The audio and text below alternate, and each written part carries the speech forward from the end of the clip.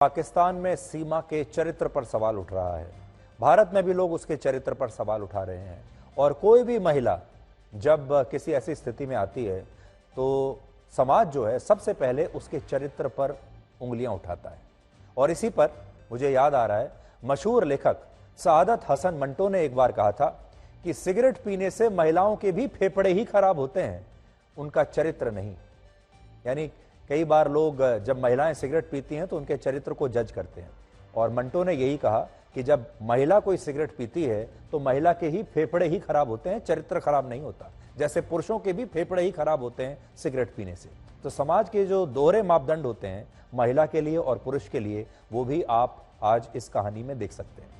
लेकिन आज सीमा हैदर के चरित्र को लेकर बहुत सारी बातें आज हो रही हैं। उसके अपने देश में लोग तरह तरह की बातें कर रहे हैं, बहुत सारी आपत्तिजनक बातें उसके बारे में कही जा रही हैं। पाकिस्तान के मीडिया में ये सब कुछ चल रहा है। कराची में जिस जगह सीमा हैदर का घर था, वहां उसके पड़ोसियों का और आसपास रहने वाले लोगों का कहना है कि सीमा हैदर बेवफा है और उसने भारत जाकर हिंदू धर्म अपनाकर बहुत ही बड़ा पाप किया है, इसलिए वहां के लोग सीमा से बड़े नाराज हैं। खुद सीमा हैदर की बहन का कहना है कि सीमा हैदर असल में क्रिकेट की बहुत बड़ी फैन है और वो भारत इसलिए आई है क्योंकि वो वर्ल्ड कप के मैच भारत में स्टेडियम में जाकर देखना चाहती थी। और अब पाकिस्तान में सीमा हैदर को लेकर विरोध प्रदर्शन हो रहे हैं और पाकिस्तान की महिलाएं कह रही हैं कि सीमा हैदर ने पाकिस्तान का नाम पूरी दुनिया में और भारत में बदनाम कर दिया है। तो आपने देखा होगा कि जब सीमा हैदर भारत आई तो भारत के समाज में यहाँ रहने वाले ज़्यादातर लोगों ने सीमा हैदर का साथ ही दिया है। और सीमा हैदर ने जब अपना धर्म परिवर्तन कर लिया तो यहाँ के लोगों ने सीमा हैदर को तुरंत स्वीकार कर लिया, किसी ने कोई विरोध नहीं किया। उन्होंने अपना धर्म परिवर्तन किया, हिंदू धर्म को मान लिया, हिंदू धर्म के रीति रिवाज से अब वो यहाँ रहने लगी और भारत में किसी ने भी कोई आपत्ति दर्ज नहीं की। भारत के समाज ने उन्हें स्वीकार कर लिया एक तरीके से। लेकिन अब पाकिस्तान का समाज देखिए, पाकिस्तान का समाज सिर्फ धर्म की वजह से, क्योंकि सीमा ने अपना धर्म परिवर्तन कर लिया, इस्लाम को छोड़कर हिंदू धर्म को अपना लिया, यही बात पाकिस्तान के समाज को, वहां की महिलाओं को, वहां के लोगों को सबसे ज्यादा बुरी लग रही है। और इससे आपको यह पता चलेगा कि हमारे समाज में और पाकिस्तान के समाज में कितना फर्क है। पाकिस्तान का समाज आज भी कितना कट्टर है, अपने धर्म को लेकर वो कितना कट्टर है, और पाकिस्तान में इस धर्म की वजह से लोग मरने मारने के लिए भी आज भी तैयार हो जाते हैं। जब सीमा यहां पर आई थी तो किसी ने कल्पना भी नहीं की थी कि सीमा हैदर नाम की जो महिला है ये भारत में इतनी मशहूर हो जाएगी और ये खबर एक दिन आगे चलकर इतनी बड़ी हो जाएगी कि क्या भारत का मीडिया और क्या पाकिस्तान का मीडिया, दोनों देशों में इसी खबर की चर्चा होने लगेगी।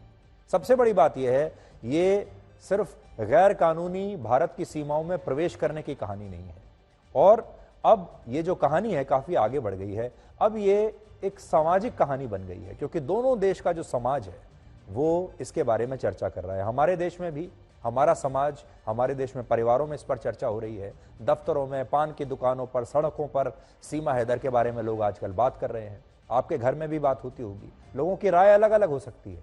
कुछ लोगों को लगता है कि सीमा हैदर की जो लव स्टोरी है वाकई में ऐसा ही हुआ होगा, कुछ लोगों को उस पर शक होता है कि नहीं, ऐसा नहीं हो सकता। कुछ लोग उसे एजेंट भी मानते हैं, कुछ लोगों को लगता है कि नहीं, बहुत सीधी लड़की है और उसे यहीं रहने दिया जाए। बहुत सारे लोगों को सीमा के 4 बच्चों पर बहुत रहम आ रहा है कि चलिए 4 बच्चे जो उसके साथ में हैं।